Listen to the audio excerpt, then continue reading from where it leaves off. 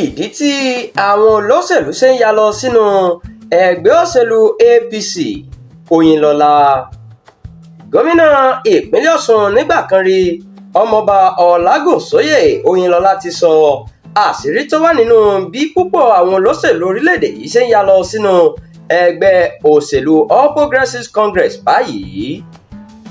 Lásìkò ìfọ̀rọ̀wérọ̀ orí rédíò kan ní Oyinlọla ti sọ pé ìyàlẹ́nu ló jẹ́ fún òun pé àwọn kan sì ń lọ sínú ẹgbẹ́ òṣèlú APC pẹ̀lú gbogbo ìnira torílẹ̀-èdè yìí ń kojú lọ́wọ́ ẹgbẹ́ ọ̀hún lọ́wọ́lọ́wọ́.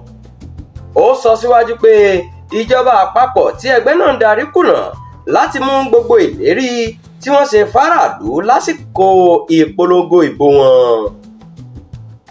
Oyinlọla ní ìdí pàtàkì méjì ló lè fà á tí àwọn olóṣèlú fi ń darapọ̀ mọ́ ẹgbẹ́ òṣèlú APC báyìí.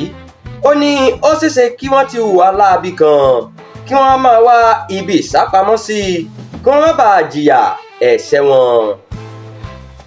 Èkejì, gẹ́gẹ́ bó ṣe sọ, ní ìwà ìmọ̀tara ẹni nìkan. Ó ní kò sí lára àwọn tó lọ sínú ẹgbẹ́ òṣèlú APC tí wọ́n sọ pé torí àwọn aráàlú làwọn ṣe lọ, torí ara wọn ni.